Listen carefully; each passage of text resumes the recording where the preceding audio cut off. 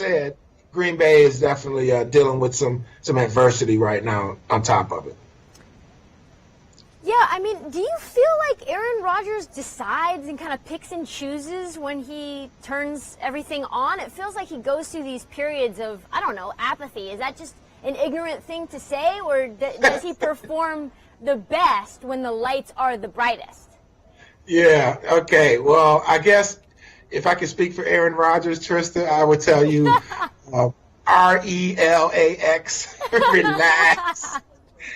Hey, remember that's what he said. It was about this time last year. I don't know if it was 2 or 3 games into the season when he told everybody to just kind of chill. So it is a long season, but no, I've got the utmost respect for him. I don't think he tries to shut it off at all. I think what happens is that you have different circumstances that you have to try to play through, be it the opponent that you're playing, be it offensive line injuries or losing a Jordy Nelson, things like that. I think on the interception that he threw right before halftime, I saw the receiver, Geronimo Allison, pull up on the route. If he keeps running through on that route, I mean, it looked like an easy pick for Desmond Trufant, okay? The ball is there. There's no receiver anywhere in sight. Well, if you saw the replay, Allison kind of pulled up to leave that big gaping space for Trufant to get that interception. So I don't know if that's on Allison or if that's on Aaron Rodgers, but I'm guessing that was on the young receiver. So different things come into play.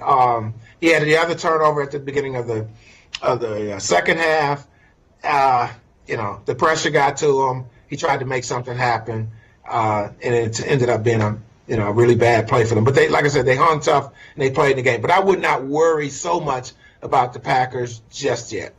Now, tell me about how surprising, if at all, because you were very high the last time we talked about Deshaun getting the start for the Texans. Did anything surprise you that he did? Or was it all just kind of living up to what he was at Clemson? No, you know what?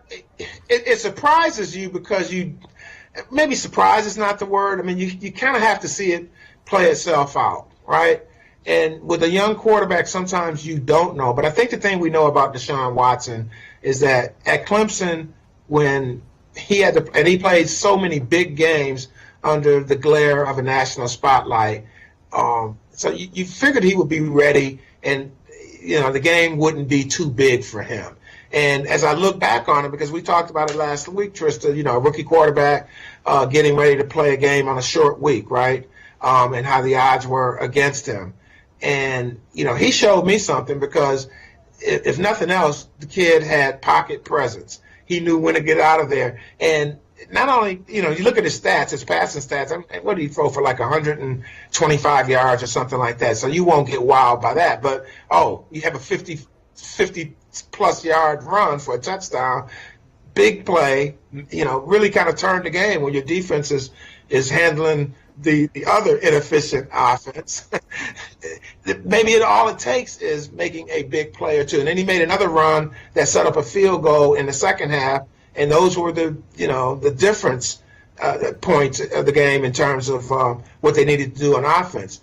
Obviously, Cincinnati's offense was not up to snuff, so Houston took advantage of that. But the other thing that Watson did that was, so essential to winning was he didn't make any big boneheaded mistakes, any young, aggressive rookie mistakes, any, football one-on-one experience, rookie experience type of mistakes that came back to haunt them. So a lot of times in the NFL, you may not have to throw for 300 yards, but if you can avoid having a couple of turnovers, you give yourself, your team a chance to win. And I think that's what was so impressive with Watson. And then the other thing, playing behind the same offensive line that doesn't have its best player in left tackle Dwayne Brown because he's holding out, Deshaun Watson was able to buy himself some time to escape the pressure that got to Tom Savage a week earlier against the Jacksonville Jaguars. So Bill O'Brien, we talked about it last week, how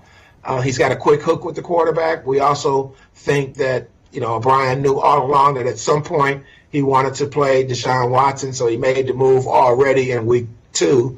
I think it's something for them to build on now. Now, tonight, Detroit, New York, what is your impression? What do you predict? And then what really is going to be the key to New York beating Detroit or vice versa? Yeah, you know what? When you think about, you talked about the Cowboys defense earlier and the questions about them, they looked so good a week earlier against the Giants. Well, now let's think about who they played in week 1 with the Giants, right? So you've got a New York team without Odell Beckham Jr., and you've got a Giants offense that has had problems, going back to last year, running the football. They've got Paul Perkins as their lead back, but he's no Kareem Hunt, right? They still have to establish that running game. So, the Giants, when you don't have Odell Beckham Jr. in the flow, and they've got some other receivers, they've got Shepard, they've got Marshall, so they've got some players to work with there, but Odell Beckham Jr. makes such a difference. He's such a dynamic, explosive player. They miss him. Talk about the receivers that open up the game for running backs. Like, they don't really have a ton of running back talent per se in New York.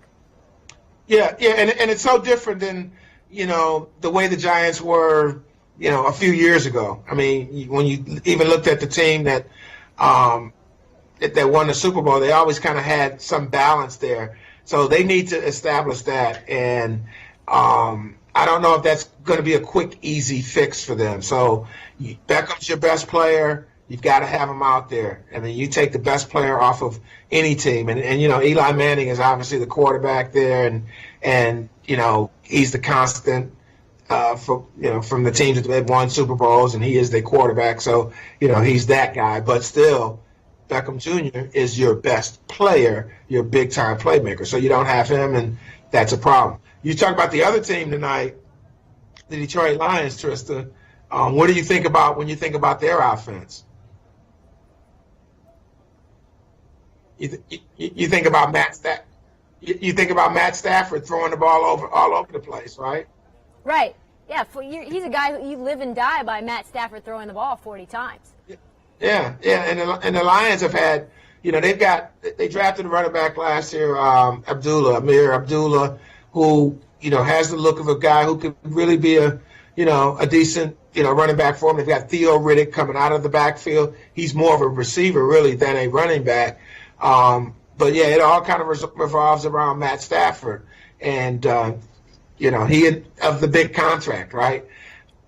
I think that he will put some pressure on the Giants tonight, just in knowing that the Lions will throw the football. They will press you with their passing game, and Stafford has really kind of shown a pretty good resilience about him in terms of being clutch as the game goes on. It hadn't happened in the playoffs, but that's kind of been the player that Matt Stafford has evolved into as a quarterback in recent years, is that he can take some lumps early in the game and keep the Lions in the mix and kind of make some things happen later in the game. So they did it in week 1.